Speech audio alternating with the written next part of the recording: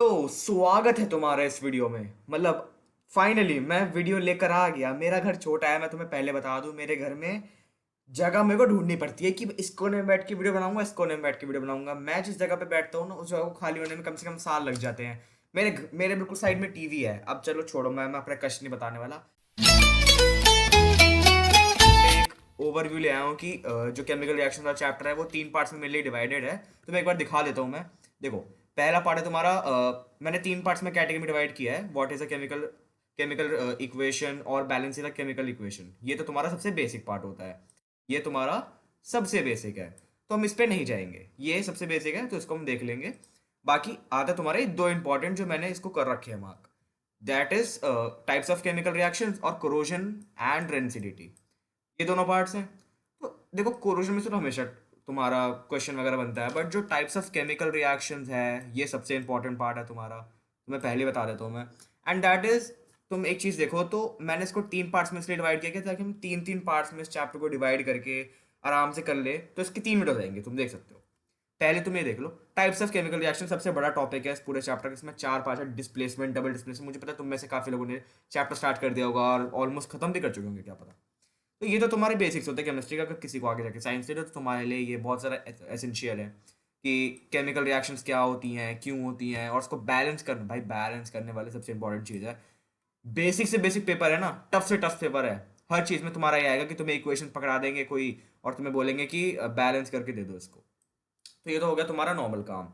अब चलते हैं मेन पार्ट पे।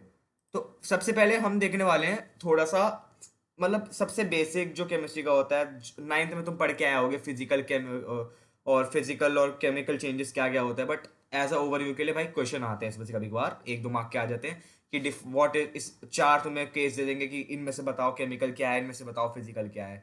हम उस पर बात कर लेते हैं। मैं तुम्हारे लिए स्लाइड बना के ले आया हूँ तो तुम्हें, ताकि तुम्हें थोड़ा सा इजी लगे। सबसे पहले हम सीधा जाते हैं definition of chemical changes. Chemical changes chemical changes वो होते हैं, वो चेंजेस होते हैं जो केमिकल होते हैं। ऐसा नहीं होता है। बेसिक्स है केमिस्ट्री के, that is definition of chemical changes. दो है, फिजिकल होते हैं और केमिकल होते हैं। केमिकल चेंजेस की बात करते हैं सबसे पहले। Transformation of substances, irreversible process होते हैं। ये इसकी थोड़ी प्रॉपर्टीज है। केमिकल क्या होते हैं, इसमें ज़्यादा कुछ पढ़ने की जरूरत नहीं है, बस तुम सीधा सीधा जान लो क्या होता है। ट्रांसफॉर्मेशन ऑफ सब्सटेंस होते हैं, इरिवर्सिबल प्रोसेस होते हैं। एग्जाम्पल्स के लिए देख लो। एग्जाम्पल में इसमें हीट, लाइट और गैस सब आते हैं। कंबशन, ऑक्सीडेशन, डिकम्पोजिशन रिएक्शंस, ये अभी हम पढ़ेंगे आगे जाके, तो इसका कुछ काम नहीं है। फटाफट चलते हैं नीचे वाली स्लाइड पे। एग्जाम्पल ऑफ केमिकल चेंजेस में तुम्हारा मेनली क्या क्या आता है, खुद देख लो। कंबशन, ऑक्सीडेशन, डिकम्पोजिशन, ये जो हमारे को पढ़नी है, इसके मेनली ज़्यादा कुछ होते नहीं है, बट मैं तुम्हें एक बार के लिए बता देता हूँ। मोटा मोटा देखा जाए तो केमिकल चेंजेस वो होते हैं जो कोई चेंज हो रहा है और उसमें कोई केमिकल रिएक्शन इन्वॉल्व है। फॉर एग्जांपल तुम्हारा बर्निंग हो गया, बर्निंग ऑफ फॉसिल फ्यूल्स। फिर तुम्हारा हो गया रस्टिंग ऑफ आयरन। तुम्हारा फिर हो गया कि ऑर्गेनिक मैटर, वो जो मैन्योर का प्रोसेस होता है, वो भी होते हैं काफ़ी सारे। केमिकल चेंजेस के बहुत सारे एग्जाम्पल मैंने तुम्हें अभी बता दिए, 3 4 में मैक्सिमम होते हैं। नेक्स्ट चलते हैं फिर फटाफट फिजिकल चेंजेस पे।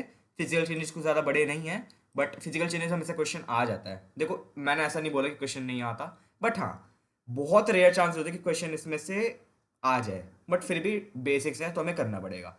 Change in appearance of course है, फिजिकल चेंजेस हैं तो चेंज इन अपीयरेंस की बात है ही। रिवर्सिबिलिटी काफ़ियों में होती है, काफ़ियों में नहीं होती है।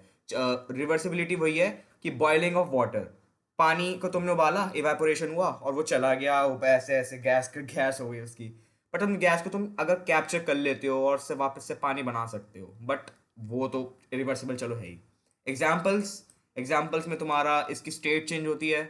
ऑफ कोर्स ये बात है, फिजिकल है तो स्टेट चेंजेस की होगी। फिजिकल चेंजेस मतलब तुम ये देख सकते हो, बर्निंग ऑफ अ कैंडल। तुम देख रहे हो उसमें दो, एक ऐसा एक्सेप्शनल केस है बर्निंग ऑफ कैंडल को, उसमें फिजिकल केमिकल दोनों होते हैं। तुम देख सकते हो एक कैंडल है जो जल रही है। अब तुम देख रहे हो कि वो जल रही है तो उसकी जो मोम है, वैक्स है, वो नीचे गिरती जा रही है। तो जो एक टाइम पे सॉलिड थी वैक्स, अब वो बिल्कुल लिक्विडिश हो रही है और नीचे गिरती जा रही है। दूसरा है कि तुम्हारी जो कैंडल है जो ऊपर बर्न हो रही है, वो बर्न हो रही है तो इनसे ऑक्सीजन निकल रही है और वैक्स के साथ थोड़ा सा रिएक्शन हो रही है, वो सीन अलग है। इसमें मेल्टिंग और फ्रीजिंग वाला पार्ट आता है। एग्जाम्पल देख लेते हैं एक बार। एग्जाम्पल से तुम्हारे मेल्टिंग ऑफ आइस, जैसे कि मैंने तुम्हें बताया, फ्रीजिंग ऑफ वाटर, यूसी के वो एवेपोरेशन। तो ये इन्होंने वाटर के एग्जाम्पल दे दिए। मैं तुम्हें पहले बता देता हूँ। फिजिकल, खुद देख लो, तुम खुद दिमाग लगाओगे, तुम्हें नाम से पता चलेगा। फिजिकल मतलब फिजिकल स्टेट चेंज हो रही है, कुछ पानी बर्फ ऐसा बन रहा होगा। केमिकल होता है कि कोई ऐसी रिएक्शन में chemical changes, chemical reaction involve है। For example rusting of iron, rust create हो रही है, उसके ऊपर एक कोटिंग चढ़ रही है। जिंक की वो सेल्स वाला, वो चलो तुम आगे पढ़ोगे। तो हम बेसिक्स पे कर चुके हैं, अब आते हैं सीधा चैप्टर पे। ये तो चैप्टर के बाहर का था मेन सारा, हम चैप्टर पे आते हैं अब। चैप्टर में तुम्हारा क्या है, दो जो हमने तीन पार्ट्स में डिवाइड किया था। फर्स्ट है तुम्हारा व्हाट इज अ केमिकल, क्या बोलते हैं, इक्वेशन, एंड सेकंड है तुम्हारा बैलेंसिंग द केमिकल इक्वेशन। तो उस पे चलते हैं अब।